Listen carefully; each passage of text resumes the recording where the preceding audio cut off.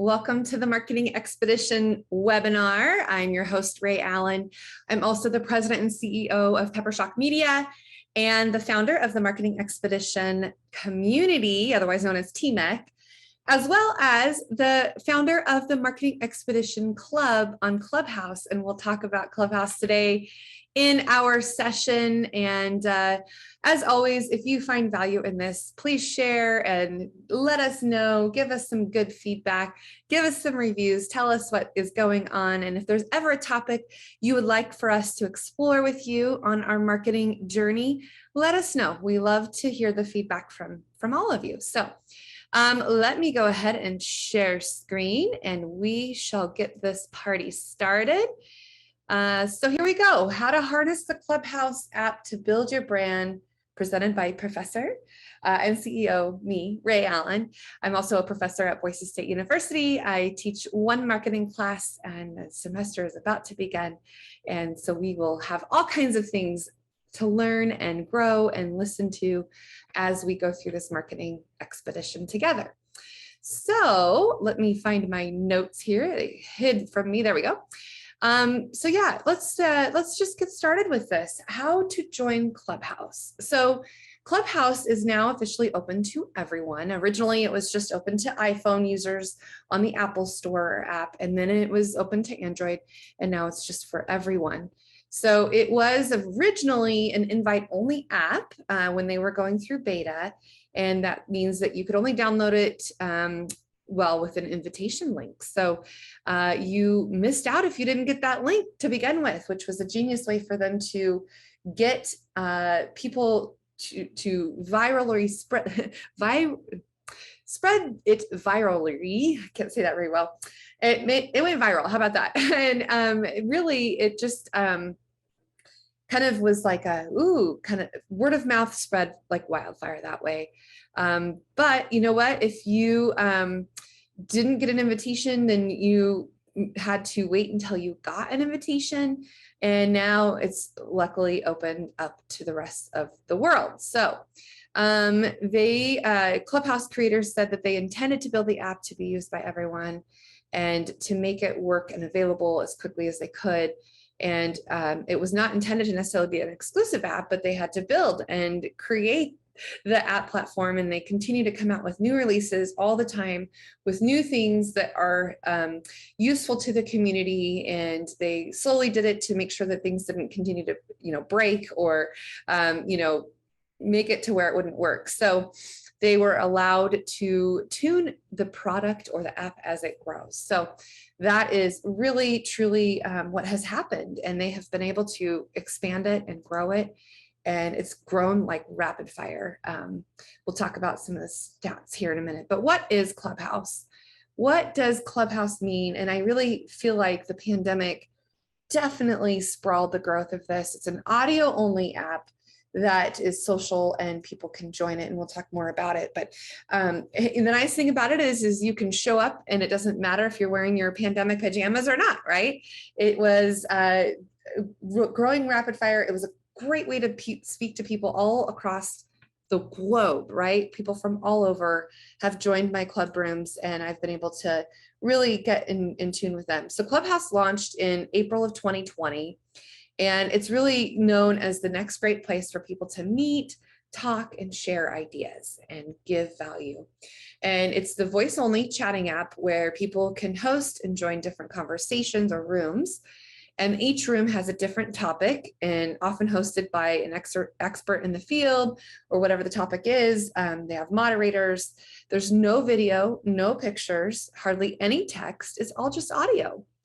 Think about it as joining in on a live podcast episode, but nothing is saved. So if you're enjoying the conversation and if you leave, you won't be able to play it back. And there are some rules around recording, and you have to let people know that you are if you are.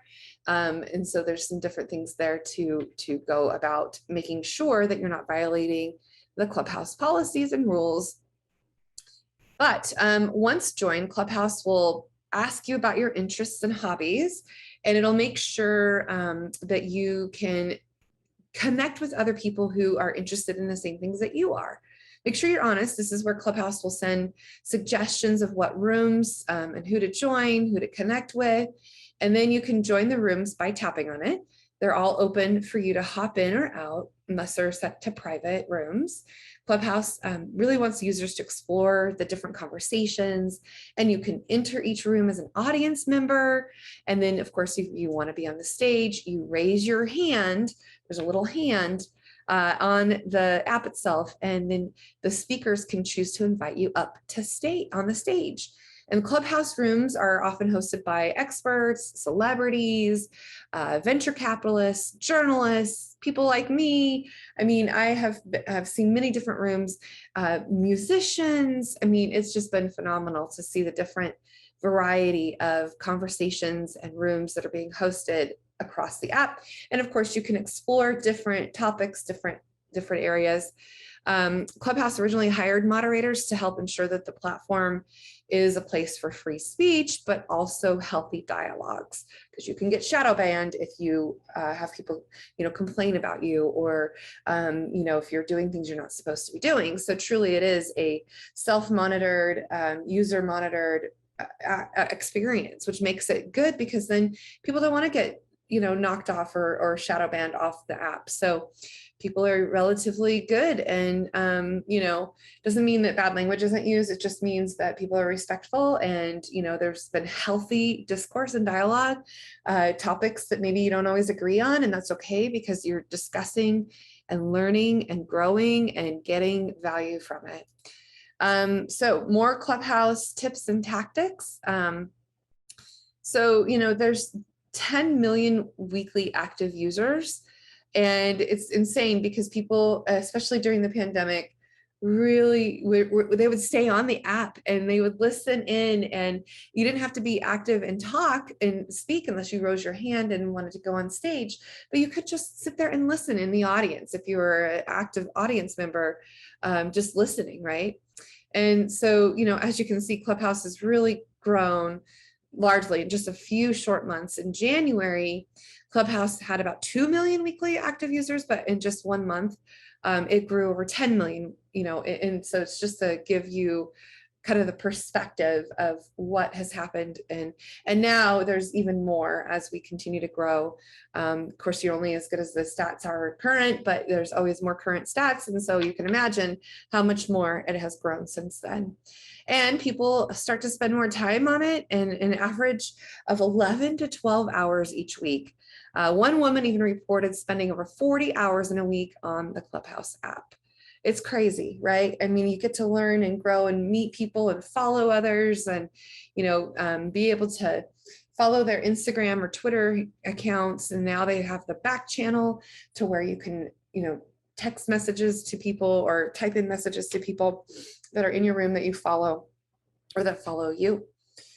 Clubhouse is currently the 5th most popular app in the social media network category of the App Store, behind Facebook, Messenger, WhatsApp, and Discord. And let's remember, it hasn't even been out for, the whole year. So think about, what it was like to become a fastest growing app, and how quickly they had to roll this out and get, all of the different types of apps to be able to use it in the App Store or in Google, or on Android platform. According to Fortune, Clubhouse has been downloaded 2.3 million times, and that was just through January 2021. And it's grown largely in just a few short months after that. It has over 470,000 ratings with a 4.8 star average review score, which is pretty high. It's a good score to have, especially when you're going and growing so quickly. It doesn't necessarily come without all of its bugs, but it does have some good, use for it, right? And like I said, if you are recording, you need to let people know, but there are some tricks and tips that people have used. This one I got from Simon when I listened to him on one of his rooms that he was hosting.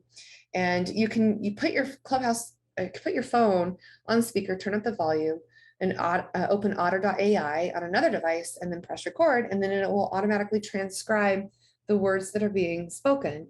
And of course, it's not perfect, but it does a really good job of how to make that happen. And so I was just going to suggest, if you did want to see something like that, here's just a little nugget from Simon. He's just kind of showing you. He's got his phone next to his computer, and then Otter, as it speaks, it will continue to show and take the words and put it on screen, and you can save that. And it is also one way that people who don't hear well, it makes it accessible so that they can understand and join in on the conversation, even if they don't, even if they're deaf, right? They can see what's being said through transcription. And we'll talk more about that as well. But just continuing on the idea that it can be something useful and helpful to make happen. So yeah, so recording, I use otter.ai for many, many different things. It also connects with my Zoom. And anytime I want to transcribe words that I'm speaking, I can use this tool to our advantage. It also can transcribe our podcasts as well, so that we can put this in show notes and make it accessible and include those who may not be able to hear. So it also can do the subtitles and all kinds of things that you can do. So anyway, otter.ai, there's a free version, and of course it'll give you up to a certain amount of time frame for you to be able to transcribe, and then it'll, you know, charge you. And then of course there's features to connect it. And if you use Zoom and you want subtitles in a Zoom meeting, you can connect it to otter.ai, and you can actually have subtitles live as you are doing your Zoom meetings, which is really pretty cool. Okay, so some etiquette, speaking of being inclusive and having accessibility for our friends who aren't able to hear or see. Oftentimes what will happen is when you are in the room and you are on stage and you have something to speak, you say, "This is Rhea Allen." And then you say, like, for example, I'm Rhea Allen. So this is Rhea Allen. And then I have whatever it is I have to say, either a question or a contribution. And when I'm done, then I say, "This is Rhea Allen," and I'm done speaking. That way, those who can't hear or see can know, and it's, you know, shows on screen what is being said. And or if they're blind, they know who's speaking and they know when you're done. Something else, the mic is hot when you get yourself up on stage, so you have to mute yourself right away unless you have something to say right away, but usually you wait your turn for the moderator to allow you to speak or give you the opportunity to speak. So just know that your mic is going to be hot when you get on stage, so you got to figure out where that mute button is right away. And the nice thing too is that you can have the app open and then look at other apps at the same time, and it will continue to operate in the background. You just always need to know where and how to get back to that mute button if you need to mute or unmute yourself, because it is on the phone. So keep that in mind. Interestingly enough, there are some things that are happening through this audio only platform, and other spaces and places are catching on and have also launched audio only. So something to note in the other platforms that are doing things to compete, Twitter Spaces is another audio only platform that's growing as well. And it's got a different feel to it in a way, and it also has but similarity, right? It's the idea of having those audio platforms to speak. Discord has stage channels, and then LinkedIn, Facebook, and Telegram are also building out similar things now too. And Instagram is the chat functionality with Clubhouse. So they're pretty in bed with Clubhouse. So they've been kind of riding the wave and utilizing Clubhouse kind of as their way to communicate. And it's been helpful to grow Instagram too. But now that Clubhouse has its own back channel, I will be curious to see what happens with Instagram and how that continues to go. But Twitter Spaces is basically another new way to have live audio conversations on Twitter. And Spaces are public, so anyone can join as a listener, including the people that don't follow you. They can also join in, and listeners can be directly invited into a space by DMing them a link to the space and tweeting out a link or sharing a link elsewhere. And as a listener, you can choose whether or not you want to see captions or not, if the host or speakers have them turned on, of course. And then you can view captions and have the button turned on and off in your space settings. And then you have the option to add a description or name to your space. This can also be modified at any point while your space is active. But as you can see, Twitter was quick to jump on and create something similar to Clubhouse. So it'll be fascinating to see how it continues to grow and how Clubhouse continues to foster that relationship. Because you can also have your Twitter handle on Clubhouse. So it's interesting. Those are the only two kind of hyperlinks or link outs that you can have, is Instagram and Twitter. So on Clubhouse in your profile. So that's interesting how those are growing that way. So some ideas to grow your personal brand on Clubhouse. And this is important because not everybody's there to sell stuff. And if you do sell, it's kind of a turnoff, right? You want to be able to build those relationships, have those connections, being able to present yourself as the expert in your field. And it's important to include a bio in your description on your Clubhouse profile. Oftentimes, if people don't have a bio or any description, it makes me think that either A, they're a newbie, or two, they're just there for something else besides, being there for adding value and making contributions. Or they're just kind of there to be like a spam bot kind of thing, meaning that they're physically there, but they're just there to follow and not really give value. So it's really important to have something in your bio, even if it's just say, I'm working on my bio, put that in there so that you've got something that helps. And then, especially if you're in a room of like 500 people and a whole bunch of people are clicking on your profile while you're taking the stage, having a quick bio of what you do and who you are and your social media accounts, all of that connected, is really a great way to gain followers too. Why wouldn't you want to have that on there to help you build followers in other different areas and other platforms, right? It's a great opportunity to be in front of those people. And when you're taking the stage, they want to know who you are, what your background is, where you're coming from, all those types of things. So, and if your goal is truly to build your personal brand, it's really important to find those rooms that kind of match you and your personal hobbies and interests and things that, and the audience that you want to get in front of, right? There are basically rooms for every industry or every hobby you can imagine. And finding those rooms and being an active participant is necessary for really positioning yourself as an expert in your field and getting those followers that you want to attract, to be able to listen to you and follow you. And when you create your own club, you want them to become members of your club, right? And so if you can become an influencer on Clubhouse and have people seek you out because of the value you bring, you're going to be even better, right? It's going to be better off for you. So yeah, go to those rooms that match your industry. If your goal is to grow your brand, it's really important to be active in those rooms that match you. And even if it's your competitors, right? In my field, it's like we collaborate and it's co-opetition.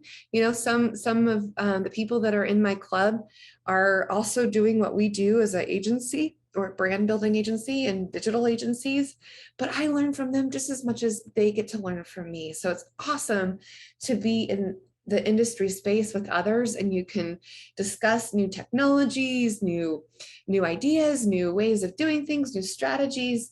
In our case, we have the Marketing Expedition Club, and I have all kinds of people who are in the industry, who are not in the industry.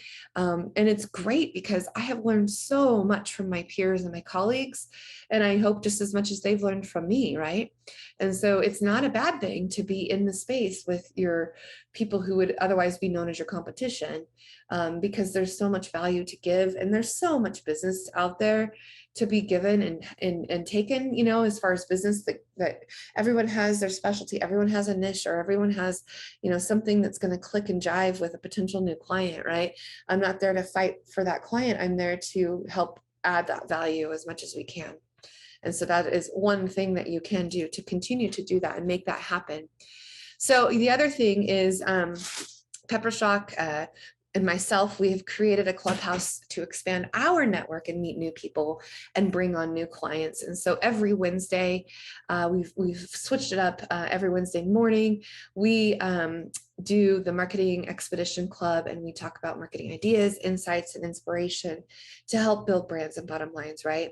And I have met some wonderful people on Clubhouse who are also helping me moderate, and they, you know, become moderators, and they can come in the room and help answer questions and give all of the things that are going on there, and do that. So it's phenomenal how we have met these people from all over. You know, Kenner French is an example. He is, you know, a tax strategy consultant, money guy, right? And he's, you know, out of Seattle area, Washington State area, and you know, and now we're collaborating, and we're going to create a podcast together.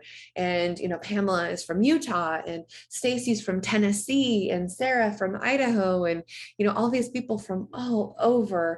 It's just been so great to connect with them and share their information and inspiration that they can provide. We talk about marketing wins and things that we've done that's worked, ideas that we want to explore and maybe try and run out those ideas by others, right? It's just been a great way to continue to build our brand. And we have more members added every day. People can, you know, nominate other people to add into the group, into the Clubhouse, to become a member of a club. And of course, you can become members of any club you can imagine, but the idea is to get other people to help nominate others that they think would find value in the club. And then, of course, inviting those people who follow you and think about, you know, would be great members in addition to the club.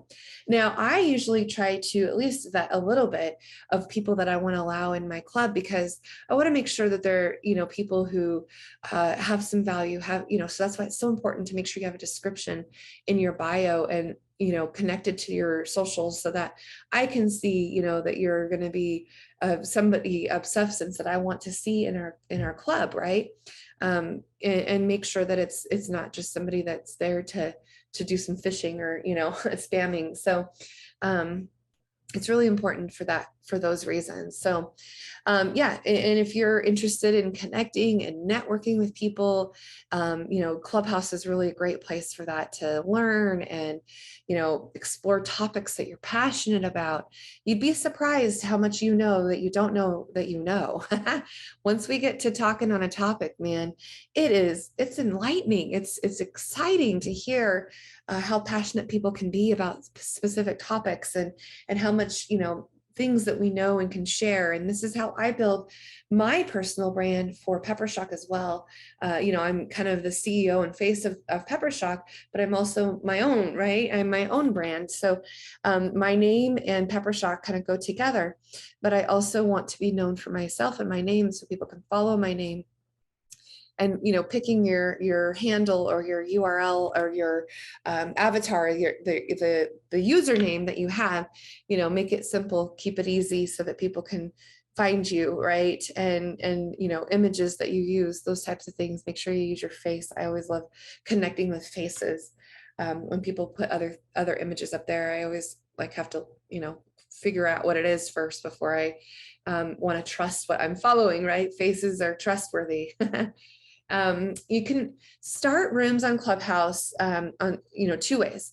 You can either schedule a room, or you can have a spontaneously, you know, you can spontaneously spin up a room anytime. There's several advantages to scheduling a room. You can get a link to the event that you can share, and then your followers will be notified, and it shows up on the notifications menu. And then you can add a detailed description of the event. You can share it out to all your social medias with the link. And now that anybody can join Clubhouse, they can just use that link to then join. When they download the app, then they'll be a part of that event and they can join it, and you can prepare for it. And just, it's like you're promoting an event, just like a normal event that you would be on stage, right? You're promoting those events and getting people to join you and listen and come on stage with you, right? So that's the advantage of being able to have that pre-scheduled events. And, you know, it looks like a little calendar with a little plus sign, and you can create events that are upcoming for you. Ones that you follow, clubs that you follow will show you upcoming events that you might be interested in, because you told Clubhouse what your interests are and you followed those clubs specifically. And then of course the events that you're hosting also. You can create the event name, which can be up to 60 characters. You also have the option to add a co-host or mini co-host to your event. A co-host will be able to cancel, edit, and remove people from the event. So you have to be careful about who you assign to this role. Who do you want to help moderate your room? Do you trust them? Are they going to be somebody that, is not going to just delete your event, right? And then once you're done filling out the event page, you can publish that page, and then your scheduled event will be showing up on the bottom of your screen. And then you can tap share if you want to share the message and the link to your event to all the people that are following you. You can tweet it out, you can copy the link and share it on Facebook. You can add it to your calendar even, which I love, because then I can just go to my Google Calendar, click the link, and there I have it. We're right there. And life is so good that way. And let's see, I just now noticed your question. Thanks, Diane. Can you do a room sometime on TikTok versus Instagram and Facebook? I think as far as how TikTok and Instagram and Facebook work, I mean, it's just a little bit different. TikTok, you can record your audio and put it on there. You can do live TikToks. Of course, it's with video. And then Instagram, you can do Instagram TV or do Instagram Live. And same thing with Facebook, Instagram Live or Facebook Live. But there's video involved, right? So there's a difference there. So yeah, I mean, every platform has its own features, and how you can maneuver each of those features is going to be a little different on how you want to have your audience and how you're being able to roll that out with each of those different platforms. Good question. Thank you for asking.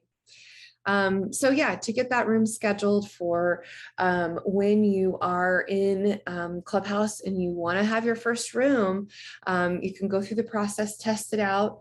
You can make a private room, and so that way you can just test it out with maybe a couple people that you invite, and just get the use of how to moderate the room, how to invite people to the stage, how to mute people if you are the moderator, and that way you can start moderating like a pro. And then you can make a new room that's open to, you can do it where it's just open to club members only. You can make it to where it's not associated with the club at all. It's just an open room. So there's lots of different ways to do that. And I've had private rooms with people when we wanted to have kind of like the meeting after the meeting, if you will, a room after the room. And so I've had private meetings with people that I've met, and we wanted to continue our conversation and kind of what they say, take it offline, but even though it's still online, but it's in your own space.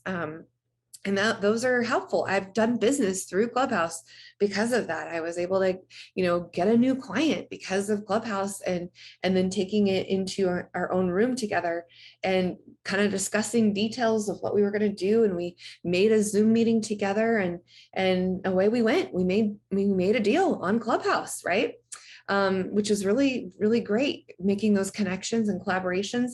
And the nice thing is, you know what? I made a deal with somebody in Mississippi and I'm in Idaho, right? So Clubhouse truly has opened the doors to making business happen in many different places and spaces. I love it. So some other things to consider as you're building your brand. If you haven't already downloaded Clubhouse, you can set up your account, actively network and join groups that align with your goals. Start your own club. Now you can start your own club. For a while, Clubhouse was only allowing certain people who had a certain amount of followers be able to start their own club. And now you can have your own club. You can expand it, of course, to your other social media platforms. You can grow it. We actually created our own website that's dedicated to Clubhouse. People can use that, sign up and get email notifications. I'm actually going to implement a text message to remind people when we're going to go live, and put that into our space as well. And just continuing to invite others to join Clubhouse and continue to build your brand, your club, your followers, all of those things. And a bonus, how to monetize, right?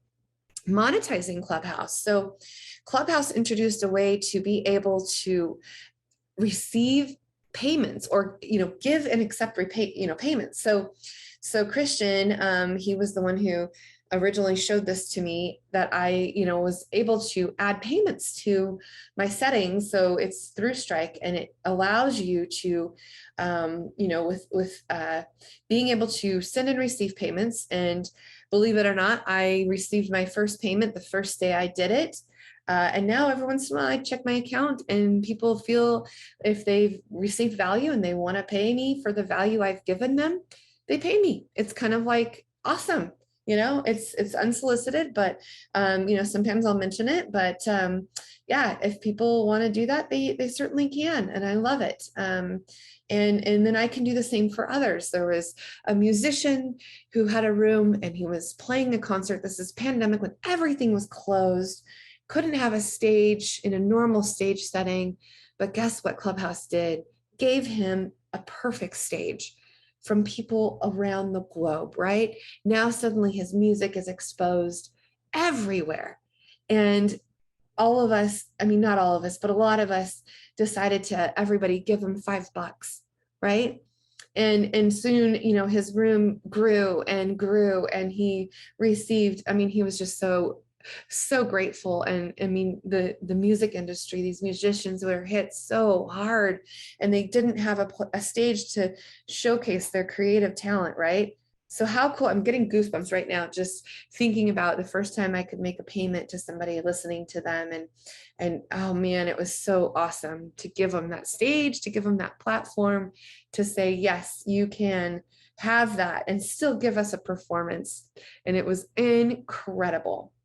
So continuing on, just to make mention of some of the things that we're doing to continue to build your brand and bottom line as we go through this marketing journey together. If you haven't already subscribed to the Marketing Expedition podcast, on there, I have a couple episodes that I have interviewed people that I met on Clubhouse who are just massive influencers on Clubhouse that I've had on the Marketing Expedition podcast. And so seek out the podcast episodes about Clubhouse and get even more tips and tricks and things from them, even more than I can even begin to imagine to offer to you. But they have given us a lot of insight, and I've learned a lot just by interviewing some of these amazing moderators and people that are on Clubhouse. So the Marketing Expedition podcast, that's on every single kind of podcast platform you can imagine: Spotify, Apple Podcasts.